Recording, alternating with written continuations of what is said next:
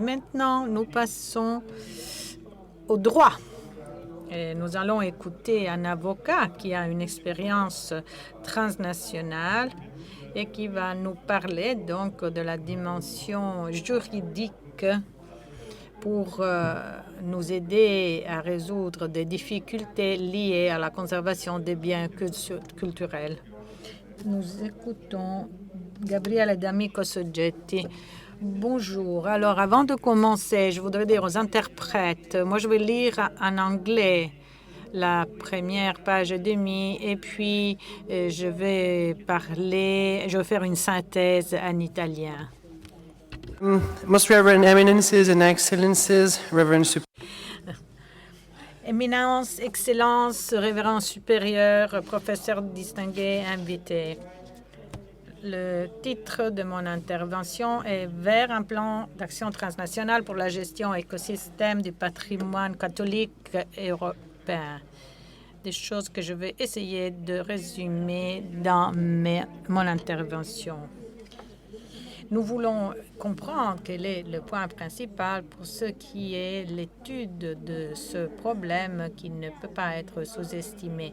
Donc, l'aspiration initiale qui nous unit, le Vatican, des diocèses, des laïcs, des institutions et des scientifiques, n'est pas seulement une solution de fortune, mais une politique intégrée capable de transformer la faiblesse de la surabondance des biens, comme a dit Monseigneur Carvalho, pour pouvoir arriver à un dialogue, une coopération ad intra et extra, surtout pour ce qui concerne deux réalités, et aussi pour la promotion du développement humain intégral, donc en mettant en pratique la célèbre invitation de Jean-Paul II, ouvrir largement au Christ les vastes champs de la culture, de la civilisation et du développement. Donc, je voudrais aller vers une solution qui demande une réponse intégrale au plan d'action intégral promu à tous les niveaux de l'Église catholique et donc en réduisant la fragmentation qui existe. Les différentes parties qui sont impliquées au niveau national, européen, jusqu'à l'UNESCO, sont tous concentrés sur la valorisation faite avec professionnalisme de notre expérience. Et je vais expliquer, en pensant à vous tous, mais non seulement donc la réponse à la crise, en essayant de résoudre la crise que l'Église a identifiée. Le pape a un grand désir de collaborer. Nous savons ce que s'est passé la semaine passée avec les jeunes, mais aussi dans un langage plus scientifique, nous pensons qu'une approche professionnelle est importante. En termes stratégiques, on peut utiliser une image un peu comme la femme chez elle qui perd une pièce.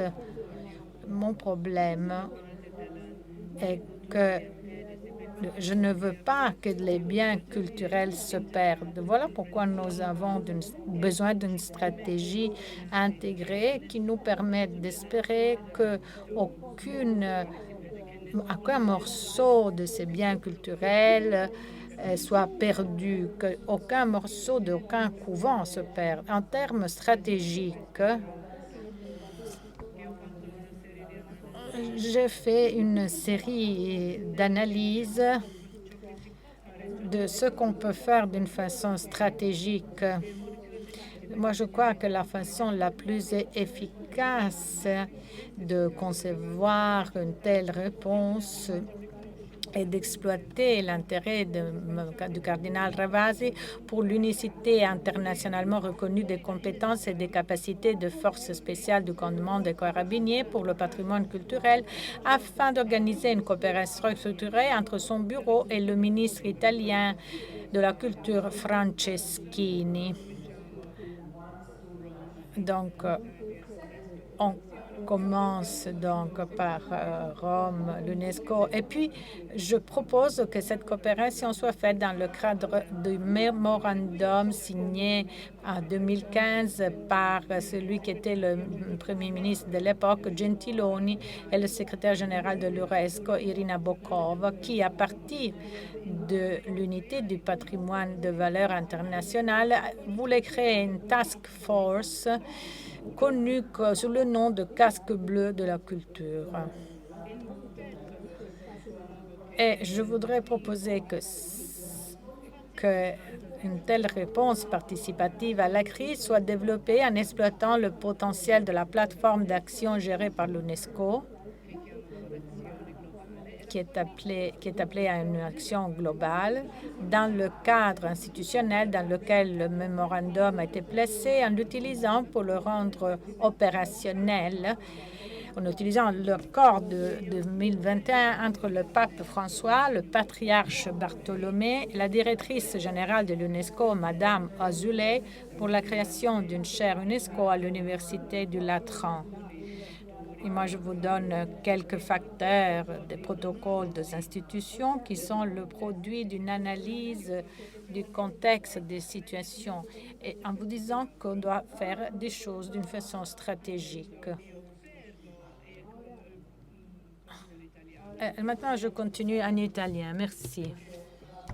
Parce que je vais synthétiser en reprenant une série de questions que nous avons entendues avant et je m'aide avec ce qui a déjà été dit. Alors, je commence par ce qu'a dit Monseigneur Carballo par rapport à la notion d'héritage et la notion de patrimoine. Mes recherches commencent comme ça et soulignent que la notion actuelle de patrimoine est spécialement intéressante pour l'Église catholique, étant donné qu'elle est basée d'un côté sur une sorte d'hybride entre études culturelles et études environnementales, le concept d'écologie culturelle, et donc permet de mieux comprendre ce que le pape François nous dit aujourd'hui dans Laudato Si et sur le concept de culture. En même temps, en redécouvrant que tout ceci fait partie du patrimoine de l'Église, c'est-à-dire si nous parlons des jésuites, nous voyons ce que le père Ruppe a dit pendant les années 70 sur le concept d'inculturation.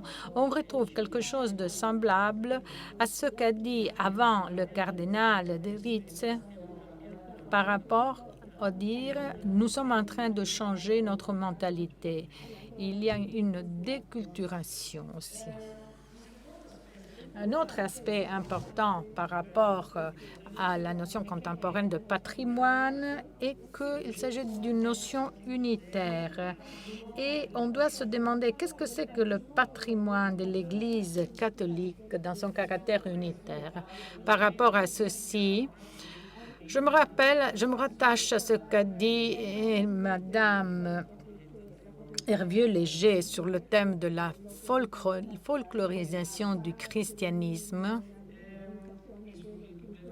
et le problème de la patrimonialisation, c'est-à-dire les catégories du droit international actuel qui nous disent que les patrimoines peuvent être matériels ou immatériels. Et matériels sont les meubles, les collections d'art appliqué. Immatériels, ce sont des traditions musicales, folkloriques.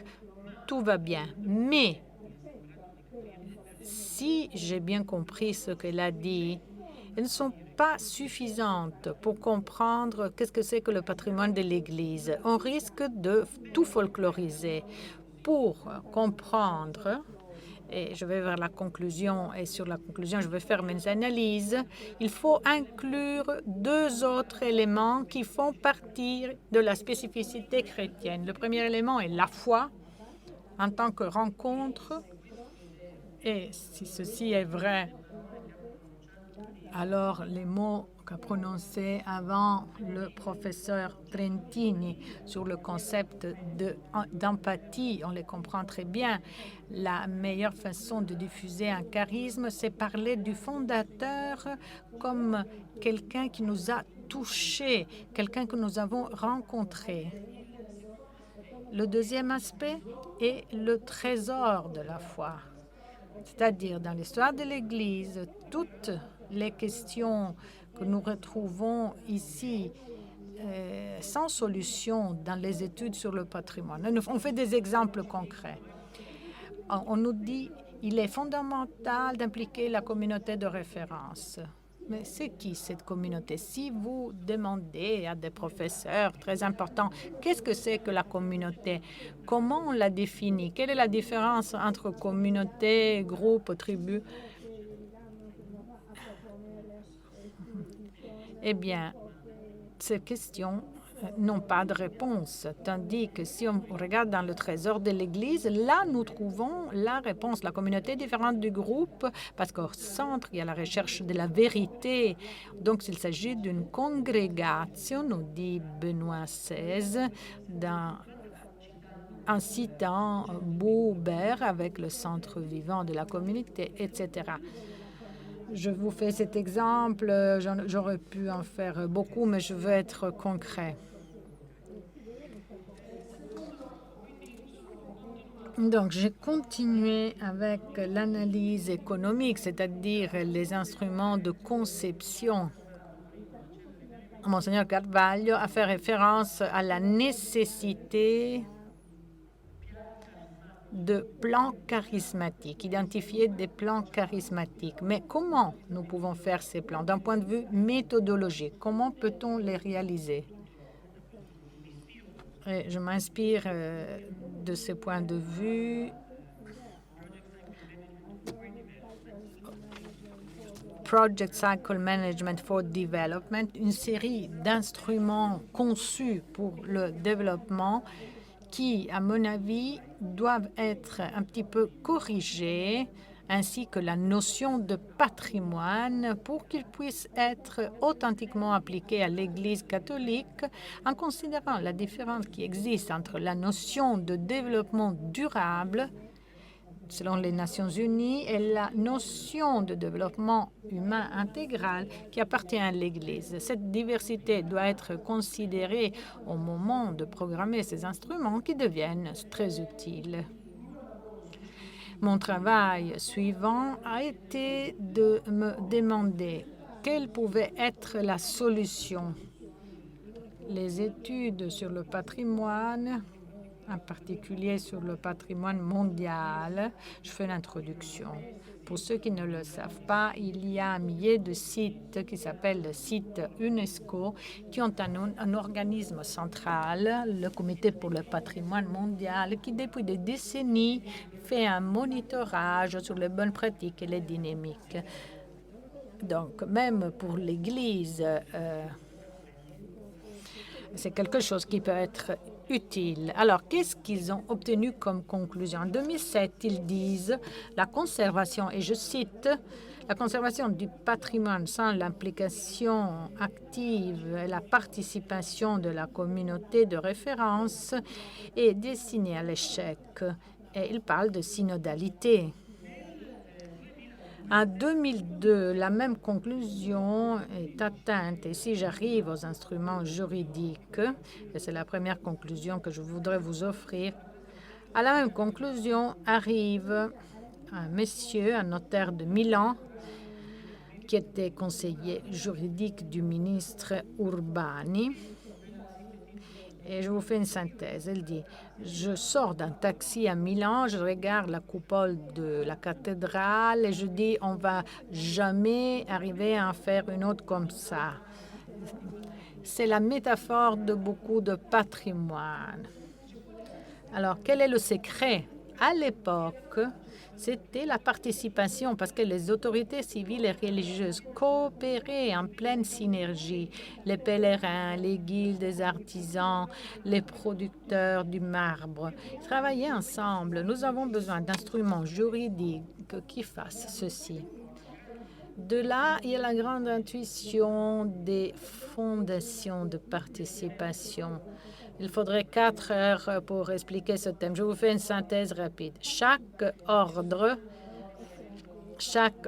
religieux a beaucoup de fondations. Le terme scientifique le thème scientifique, est mesurer la qualité des structures de gestion, la qualité de la participation.